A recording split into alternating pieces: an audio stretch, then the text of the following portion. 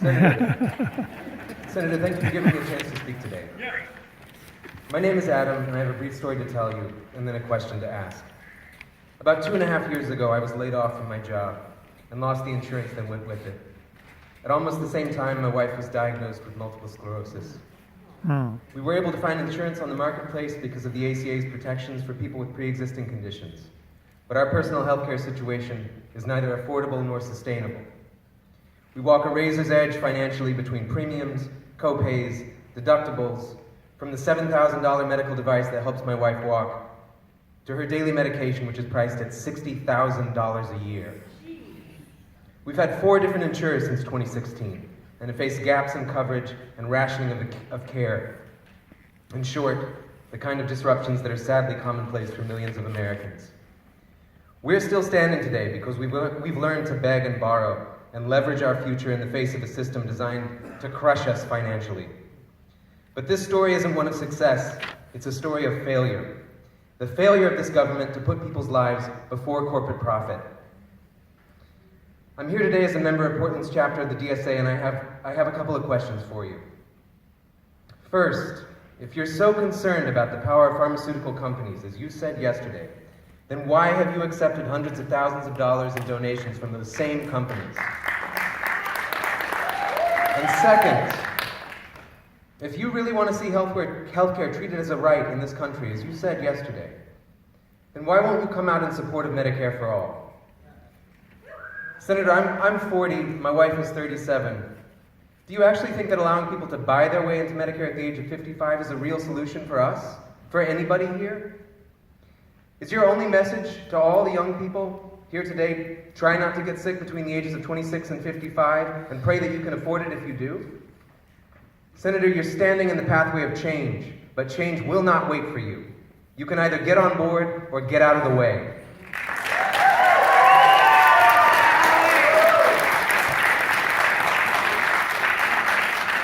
Let me take your very important question and unpack it very specifically. First, it seems to me that the American people voted this past November to go forward on health care. They want to do more, not less. I want to do more, not less. And I'm going to talk very specifically about the gentleman's good point. First, he mentioned that he and his family had been dealing with the matter of pre-existing conditions, and that he had gotten some help with pre-existing conditions. He said he appreciated it, but he still had all these other kind of challenges. As many of you may know, the Trump administration is now in federal court trying to get rid of the protections that the previous speaker said he appreciated. And the reason why, I'd like to just finish it because the gentleman, folks, he made some important points, and I want to be very specific in terms of responding. And he's going to get them. But I want to address his own situation. So they're in federal court right now trying to take away the protections for people with pre-existing conditions. That means America would go backward to the days when health care was for the healthy and wealthy. So I spend a lot of my time trying to stop people from going backward, okay?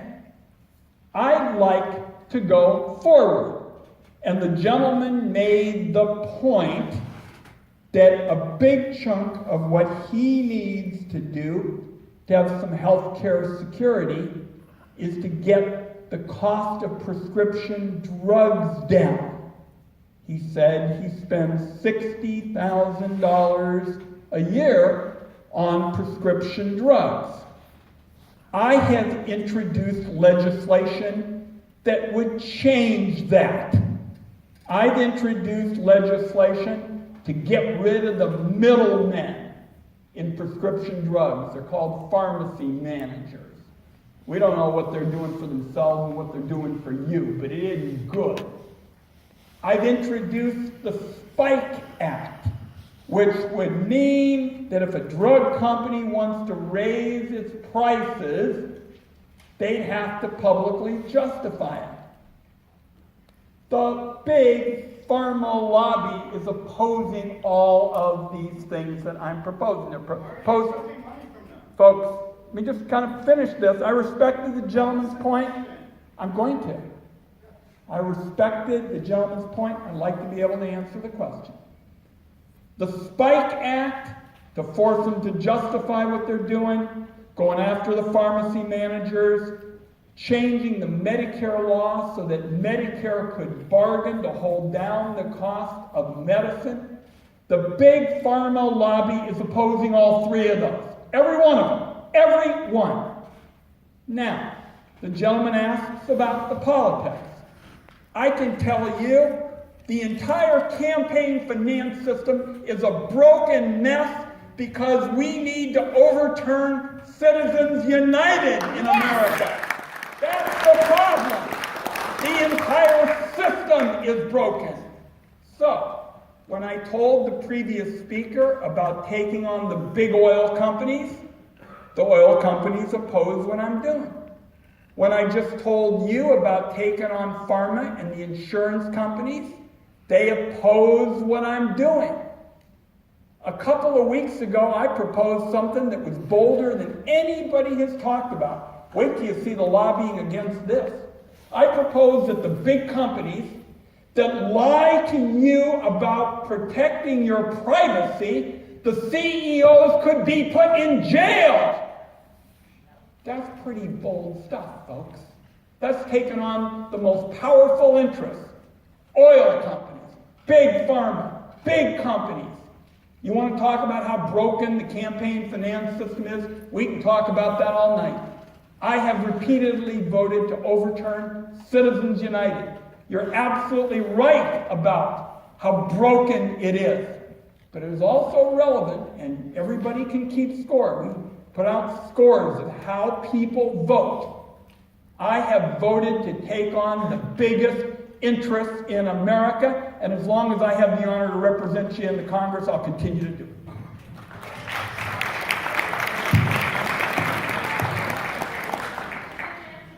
I did. I answered it very specifically. I said, here's what we're going to do to help a family that's getting clobbered by high medicine. That's the biggest challenge right now. It's the part of the healthcare system that's out of control. I've introduced 3 bills that big pharma is against. They are working against those bills. Folks, let's let every speaker have a chance to make their own points. Why do you take their money?